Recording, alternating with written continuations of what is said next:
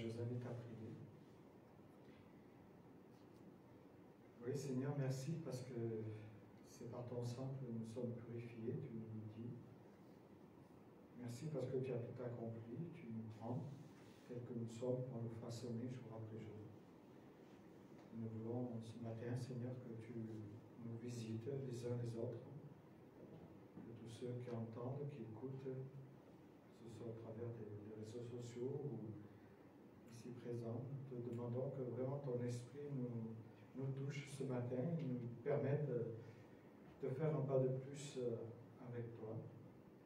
Merci pour justement avoir cette grande liberté de se retrouver pour partager ce temps de communion fraternelle, mais aussi d'écoute de ta parole. Et nous te prions d'ouvrir nos cœurs, d'ouvrir nos oreilles pour saisir et comprendre ce que tu veux nous dire ce matin, et qu'ensuite tu mettes en nous ce vouloir et ce faire pour le mettre en application.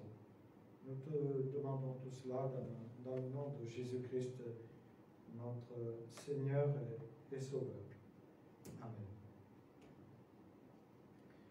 Donc, en cette période de fête, je pense que les uns et les autres, on a pu peut-être être invités à une fête de Noël, ou je ne sais pas si dans le cours de votre vie, vous avez déjà été invité à un repas, en tout cas, où vous avez plutôt vous préparé un repas pour inviter des amis, que ce soit un anniversaire ou un baptême, ou fêter vos 40 ans ou 50 ou je ne sais quoi, et que vous avez bien préparé ce repas, et puis vous avez lancé des invitations, et ensuite, dernier moment, il y en a un qui vous dit je ne peux pas venir parce que je dois aller là-bas, ou j'avais prévu ceci, et ainsi de suite. Et je ne sais pas comment on peut réagir quand on a tout préparé pour inviter ce qu'on pensait être ses amis les plus proches, et quand il y a ce refus. Je ne sais pas quelle a été votre réaction, et si ça vous est déjà arrivé, parce que ça ne vous est peut-être pas forcément arrivé, mais moi je me souviens d'une fois on avait préparé un repas pour un ami, puis cet ami n'est pas venu. Et on a éprouvé une grande frustration, pas le fait d'avoir préparé pour rien, mais plutôt la frustration de ce refus de ne pas être présent parmi nous. Et vous savez, dans la parole de Dieu, justement, on trouve des passages de l'Écriture qui nous parlent souvent de repas, puisque nous sommes dans un contexte oriental, donc l'histoire de Jésus, c'est le contexte oriental, le contexte où on aime se retrouver à table. Et Jésus nous parle souvent de repas. Et je vous invite à la lecture de Luc, chapitre 14, l'Évangile selon Luc, au chapitre 14, qui a été prénommé souvent la parabole des invités. La parabole des invités. À ces mots, l'un des convives dit à Jésus qu'il est heureux celui qui prend la part au banquet dans le royaume de Dieu. Jésus lui répondit, et comme à son habitude, Jésus va répondre en prenant une métaphore, une parabole, entre autres ici, c'est très clair. Il dit qu'il est heureux celui qui prend la part au banquet dans le royaume de Dieu. Jésus répond, un jour, un homme avait organisé une grande réception. Il avait invité beaucoup de monde. Lorsque le moment du festin arriva, il envoya son serviteur dire aux invités, « Venez, tout est prêt. » Et ceux-ci s'excusèrent tous, l'un après l'autre. Le premier put dire, « J'ai acheté un champ et il faut absolument que j'aille le voir. Excuse-moi, je te prie. » Un autre lui dit, « Je viens d'acquérir 5 paires de bœufs et je m'en vais les essayer. Excuse-moi, je te prie. » Un autre encore lui dit, « Moi, je viens de me marier, mais donc impossible de venir. » Quand le serviteur fut de retour auprès de son maître, il lui apporta toutes les excuses qu'on lui avait données. Alors le maître de la maison se mit en colère et dit à son serviteur, « dépêche-toi, va-t'en sur les places et dans les rues de la ville et amène ici les pauvres, les estropiés, les aveugles, les paralysés. Au bout d'un moment, le serviteur vient dire, Maître, j'ai fait ce que tu m'as dit, mais il y a encore de la place. Eh bien, lui dit le maître, va sur le chemin le long des haies, fais en sorte que tous les gens viennent pour que ma maison soit pleine. Une chose est sûre, pas un seul des premiers invités ne goûtera à mon festin. Voilà, très belle parabole de Jésus qui invite toutes sortes de personnes à ce grand banquet. Et voilà, il y a ce refus. Hein. Et on sait que dans cette culture orientale, on ne mange jamais en solitaire. En tout cas, c'est très rare de se retrouver en solitaire. On fait des grands plats pour pouvoir les partager avec les uns, avec les autres. En fait, ce qui prime, c'est de ne pas se remplir la passe, mais de passer un bon moment avec quelqu'un pour se réjouir et partager. En fait, c'est être en communauté et pouvoir échanger les uns avec les autres. Tous les repas, en général, sont source d'une vraie communion. C'est pour cela qu'il y a une frustration dans cette parabole où il invite ce qui lui était cher et il refuse. Et donc, quand on regarde le premier invité veut faire croire à l'autre qu'il a acheté un champ avant même de l'avoir vu. Et c'est là qu'on se dit, il y a anguille sous la roche, en tout cas, c'est ambigu, parce que normalement, un champ, on l'achète avant on le regarde, on le voit, on l'examine, et ensuite on achète. Et là, il lui dit, j'ai acheté un champ, je vais aller le voir. Et donc, on voit que l'alibi n'est pas très bon. J'ai acheté un champ. Donc, c'est sa raison à lui, au premier, de ne pas pouvoir venir à ce grand festin. Le deuxième, lui, dit, je viens d'acheter, je ne peux pas, j'ai acheté 5 paires de bœufs. Et là aussi, on sait que normalement, dans les règles, on les essaye avant pour voir s'ils sont bons pour labourer. Et lui, il dit qu'il va les essayer ensuite après. Là, on peut dire qu'il y a encore une piètre excuse de la part de ce personnage-là. Le troisième, il n'offre aucune excuse. Je ne peux pas, je viens de me marier. Il n'est pas plus crédible que les deux autres. On pourrait dire même pire, puisqu'il est marié, maintenant il aurait pu aller avec son épouse. Et les auteurs l'auditoire qui est là près de Jésus, qui entendent prendre cette parabole, comprennent très bien le sens et où veut en venir Jésus. Et ils ne s'attendaient pas à un tel refus de la part des invités. Pour eux, c'est comme une insulte, en fait. On invite quelqu'un et il refuse en prestant un alibi bidon, on pourrait dire. Les trois premiers personnages montrent par leur attitude, en fait, le peu de considération qu'ils avaient pour celui qu'ils invitent. Un certain mépris, je pourrais dire, ressort de leur part, car tous leurs arguments, ou plutôt leurs alibis, entre guillemets, sont bien pauvres. Ils ne tiennent pas la route, on pourrait dire. Alors Jésus dit qu'il invitera, on pourrait dire, toute la racaille de la société, entre guillemets, je dis cela. Il invite les pauvres, les laissés pour compte, les miséreux de la ville. Ceux qui font partie, comme je l'ai dit, des soi-disant racailles. C'est eux qui vont être sensibles à l'invitation. Ils sont sensibles au message que Jésus délivre. Pour eux, en fait, c'est un honneur d'être invité à ce banquet. Et on comprend très bien où Jésus va venir avec les Juifs qui se pensaient être le peuple élu. Et Jésus est en train de leur dire, en fait, que le peuple élu refuse l'invitation. Et Jean le décrit très bien. Hein. Il est venu parmi les siens, et les siens ne l'ont pas reçu. Devant le premier refus, le maître a ouvert ses portes aux marginaux, à tous les marginaux, à tous les déshérités de la ville. tout l'auditoire comprend très bien qu'il s'adresse à une certaine élite d'Israël qui, eux, pensaient être invités au banquet.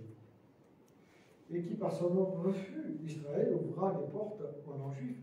Et c'est parce que, justement, Israël a rejeté le Christ que l'évangile est parvenu aux païens, à nous autres, on pourrait dire. Et Jésus l'a très bien dit dans Matthieu 21, verset 43, par exemple, il dit le royaume de Dieu vous sera enlevé, il sera donné à une nation qui en rendra les fruits. Et donc, on voit que ce royaume est enlevé au peuple élu pour le donner à des non-juifs. Et c'est intéressant de voir que dans l'Écriture, plus de 77 fois, il est question du royaume de Dieu, de ce royaume de Dieu. Le règne de Dieu, c'est l'eschaton, c'est-à-dire quelque chose pour lequel on doit se préparer à venir pour les noces. Et Jésus parlera des noces auxquelles il faut se préparer, se revêtir d'un vêtement blanc. Hein.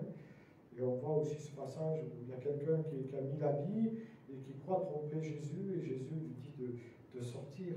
Donc on voit très bien que ce repas est une invitation, mais on ne peut pas y aller n'importe comment.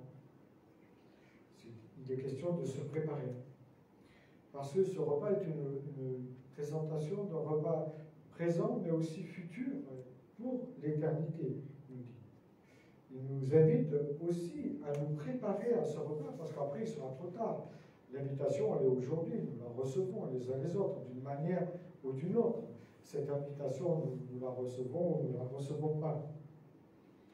Mais Jean dira dans l'Apocalypse 19, heureux les invités qui sont appelés au festin, aux noces de l'agneau. C'est une bénédiction d'être invité aux noces de l'agneau. Une fois qu'on a répondu favorablement à son invitation, Dieu nous demande d'aller par les chemins inviter ce que nous oublions souvent, parce que parfois nous sommes sélectifs, nous pensons que celui-ci ou celle-là ne voudra pas recevoir l'évangile. Mais justement, Dieu nous montre que nous devons ne pas être sélectifs. Jésus appelle à entrer dans le règne de Dieu, en fait, tous les hommes. Et ici, c'est pour cela qu'il a une image très forte où il envoie chercher ceux qu'on n'aurait jamais invités. Les pauvres, les malheureux, les estropiés de la vie, les laissés pour compte, les parias. Hein. Il annonce que des hommes et des femmes, en fait, viendront des 4 points cardinaux. Et on sera surpris au royaume de Dieu. Il y aura des hommes et des femmes qu'on ne s'y attendait pas. Des gens que peut-être on pensait qu'ils ne seraient pas là. Et Jésus, justement, a des paroles, je trouve, parfois assez violentes, hein, quand il dit à ses disciples, les prostituées, enfin, il parle à l'auditoire, et entre autres aux pharisiens, aux ordres religieux, et quand il leur dit que les prostituées, les devanceront dans le royaume de Dieu, c'est une parole très violente. Hein. C'est un peu comme si on rentrait dans une église et tout le monde est là, une cérémonie, et nous on arrive et on dit, mais vous savez, vous autres là, les prostituées vont vous devancer dans le royaume de Dieu. C'est une touche froide hein, que Jésus lance à son auditoire. Parce qu'il associe toujours l'écoute de la parole et la pratique. Et si on écoute la parole seulement et qu'on s'en gargarise et qu'on ne la met pas en pratique, ça ne sert à rien. C'est pour cela qu'il prend cette image très forte de la prostituée qui peut nous devancer dans le royaume de Dieu. Et c'est intéressant que Jésus va chercher tous les blessés, tous les cabossés de la vie. Hein. Et nous savons qu'aujourd'hui, nos institutions sont débordées par les cabossés de la vie. Il y en a de plus en plus. Cette société moderne fabrique ou préfabrique des hommes et des femmes comme cela. Et quand on regarde, quand on s'arrête un peu sur la société d'aujourd'hui, on a l'impression d'être au temps de Noé, où les gens vivent dans une certaine insouciance, ils font la fête, ils boivent, ils mangent, vivons et mangeons, buvons et on verra demain. Ils sont dans un monde éphémère, hein, pourtant. Et on le sait que la vie est éphémère, elle est fragile même. nous en apercevons, et entre autres en ce moment, avec cette économie de plus en plus fragile, le travail aussi qu'on peut perdre du jour au lendemain. Et beaucoup ont perdu leur travail en cette période que nous vivons qui est difficile. Nous savons aussi qu'il y a une fragilité de l'eau, fragilité due à la pollution, fragilité de la planète, mais aussi fragilité de notre vie. Il faut penser que c'est une grâce, quand je l'ai dit, quand nous sommes en bonne santé. C'est vraiment une grâce. Et nous savons que tôt ou tard, nous devrons quitter ce monde. Mais en regardant de plus près, nous voyons que dans cette société, il y a quand même un mal-être. Ce mal-être est là et il ne fait que remonter aux oreilles de nos élus. Et surtout, un mal-être chez les jeunes, entre autres. On voit de plus en plus, on fait des concours aussi, vous savez, où on peut voir à s'énivrer, à tomber dans des comas éthyliques. On fume de plus en plus. Le sexe, n'en parlons pas, il faut tout essayer. Pourquoi pas certains jeunes nous disent il faut tout essayer. Je dis, tu n'as qu'à essayer de sauter du 8e étage, tu verras ce que ça fait. Tout n'est pas bon, on ne peut pas tout essayer dans la vie. Quand on sait qu'il y a danger, il ne faut pas essayer. Quand on sait qu'on peut se mettre dans un impasse aussi. Mais en fait, nous comprenons que l'homme est dans et cherche quelque chose parce qu'il a son vide en lui. Et ce qui finit parfois par le rendre addict de quelque chose. Parce qu'on compte toujours le vide par une addiction, souvent. Ceci peut le conduire malheureusement à une certaine dépression, un dégoût de la vie, à ne plus savoir pourquoi il est ici-bas. Et c'est vrai que nous sommes des champions, quand on regarde les journaux, des antibios. En France, on est des champions.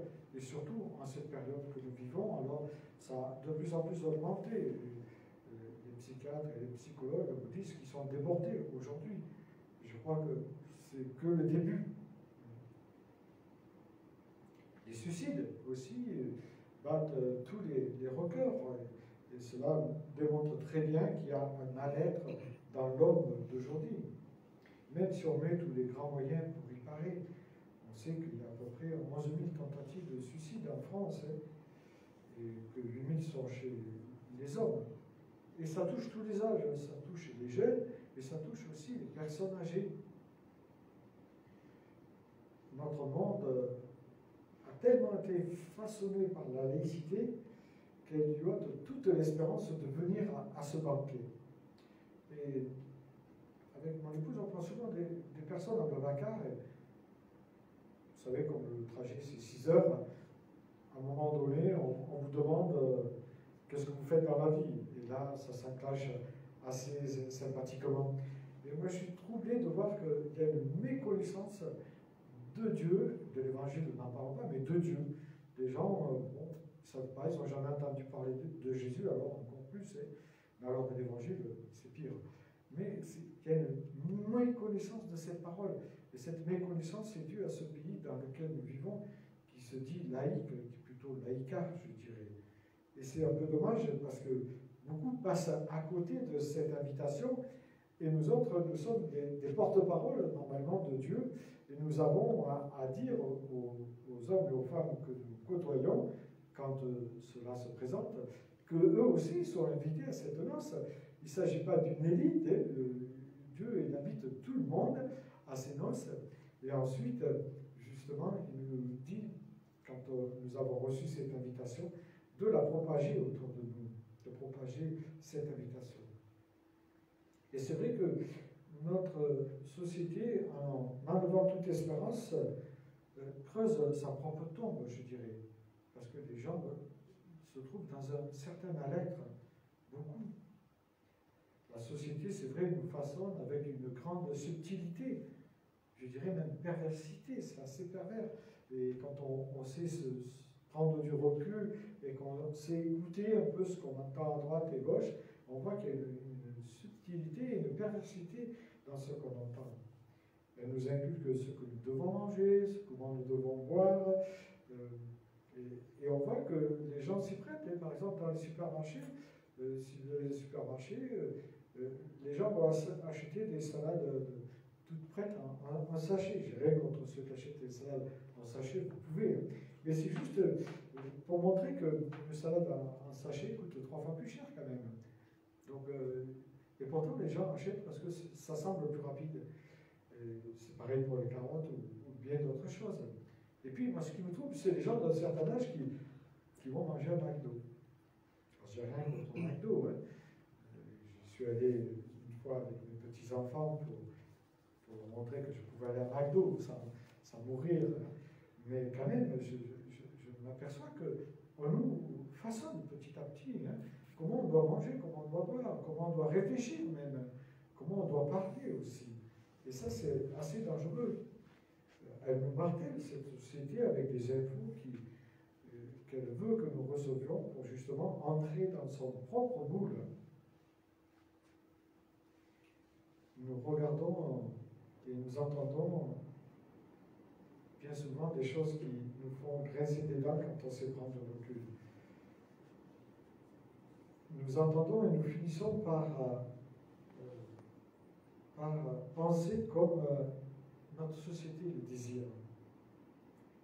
Si on prend l'exemple de l'euthanasie, alors qu'il y a une grande protection pour les animaux, je trouve que c'est bien, hein, même si parfois on va un peu loin. Pour l'euthanasie, nous justifions qu'on peut tuer une personne, qu'une personne peut demander à l'euthanasie, à être euthanasiée, au profit d'un soi-disant bien. Je trouve ça assez surprenant.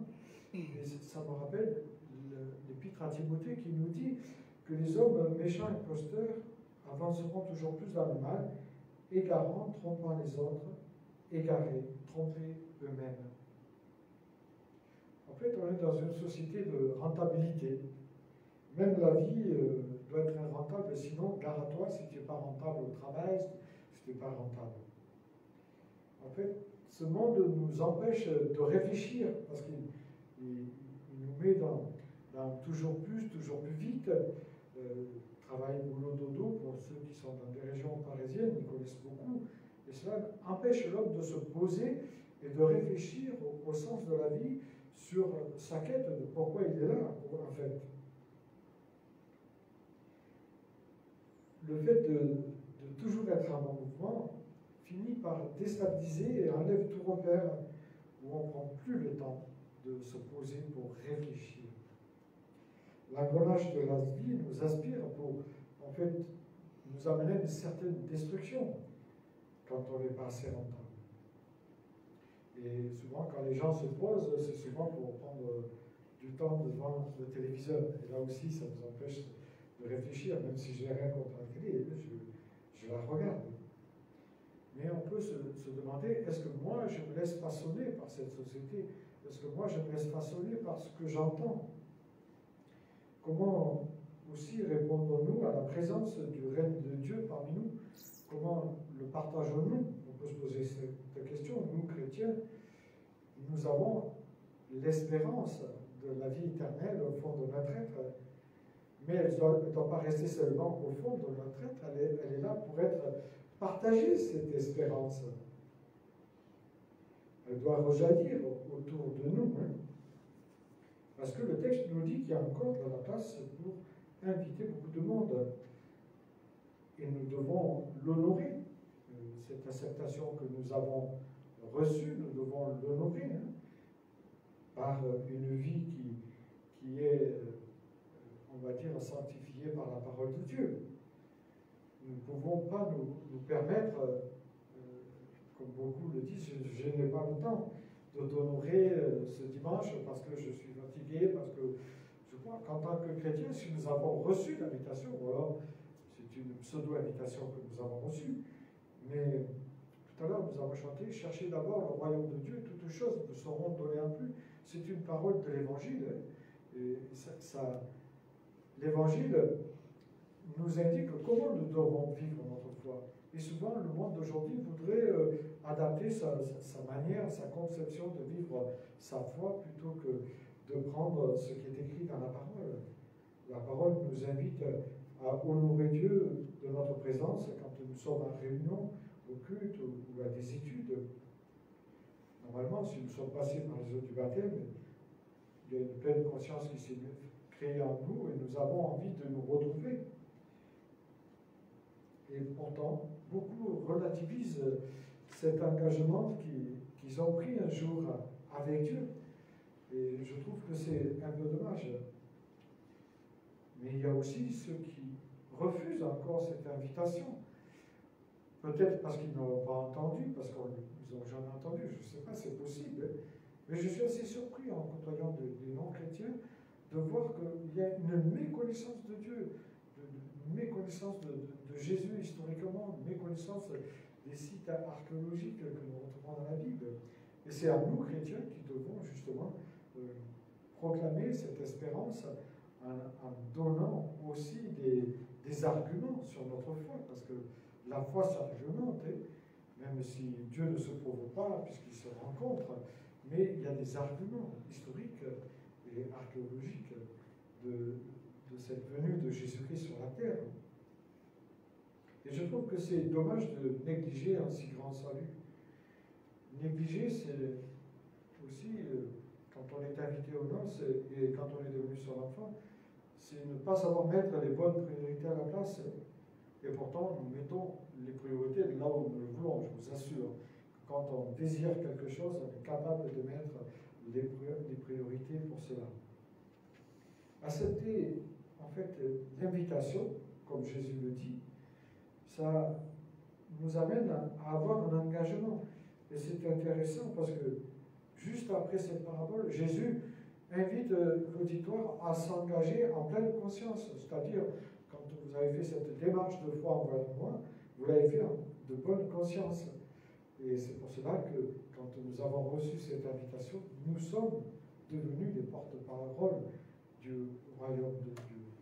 Je dirais que c'est une grave offense que de revenir sur sa parole, de dire que cette invitation, on peut y aller quand on veut, on peut faire et vivre sa vie de foi comme nous le voulons. Ce n'est pas ce que nous dit la parole. Parfois, on dit qu'on n'a pas le temps de se retrouver les uns avec les autres. Alors, parfois, bien sûr, c'est une réalité. Mais nous devons faire attention de ne pas prétexter, comme l'ont fait ces trois personnages de l'Écriture, pour ne pas nous retrouver le dimanche.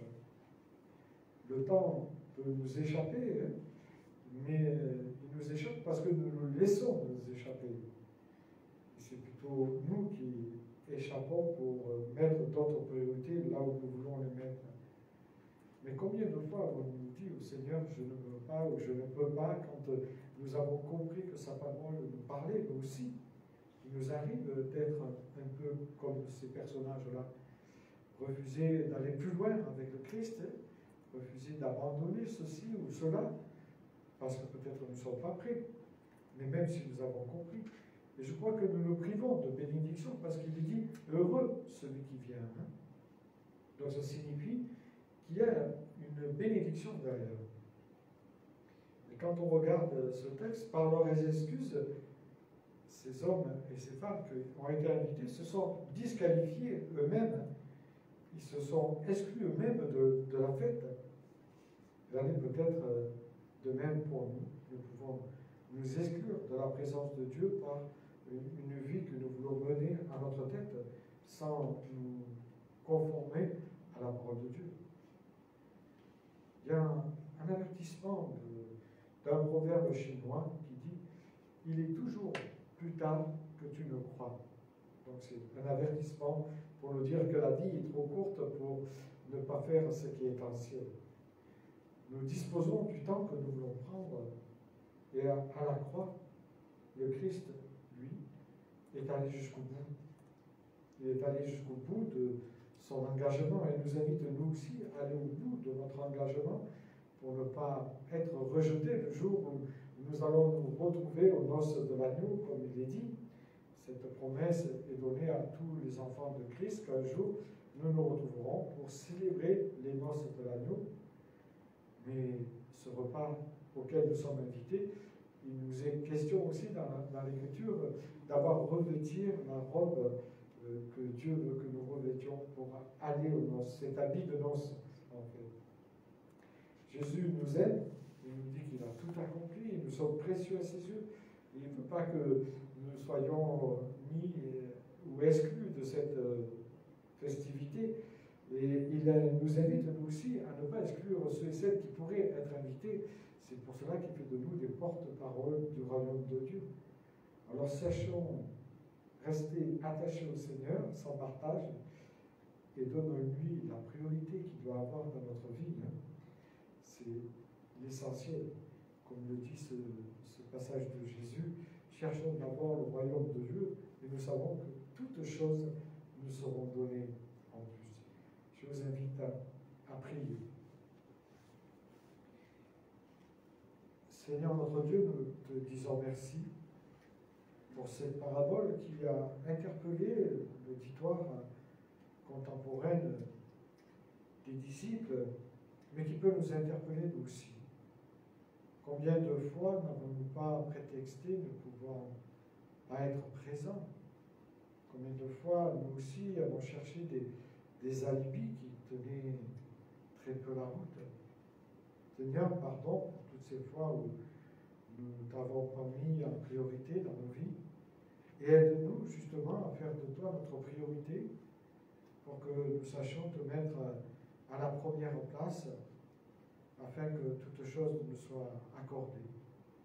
Je te prie pour chacun de nous, Seigneur, pour que tu nous renouvelles à cette fin d'année, que tu nous visites, que tu nous donnes des forces nouvelles, pour qu'ensemble nous puissions être aussi ces serviteurs, ces servantes qui vont par les chemins inviter ceux et celles qui ne te connaissent pas, qui n'ont rien entendu de toi. Oui, permets-nous d'être ces porte-paroles, Seigneur. Renouvelle-nous dans notre foi. Par le nom de Jésus-Christ, nous te demandons cela. Amen. Je vous invite à reprendre le chant. Cherchez d'abord le royaume de Dieu. C'est le 39.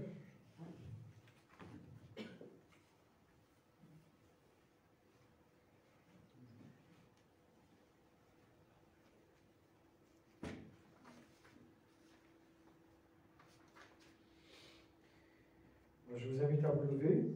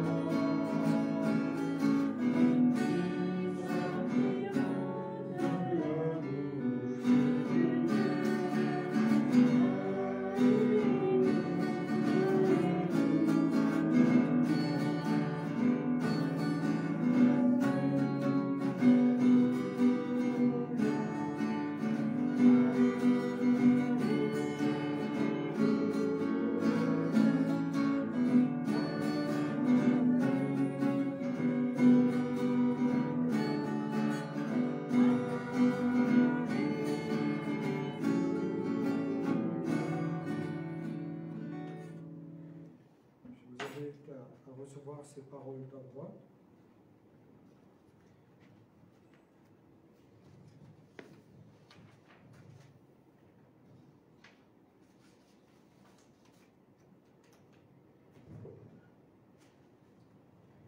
Parole qu'on retrouve dans l'Apocalypse chapitre 19, verset 9. Écrit, heureux les invités au festin des noces de l'agneau.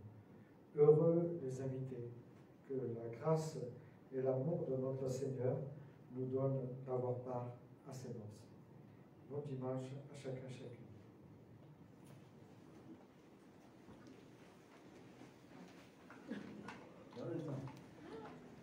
Alors, heureusement que j'ai surveillé le téléphone, parce que ça allait te filmer.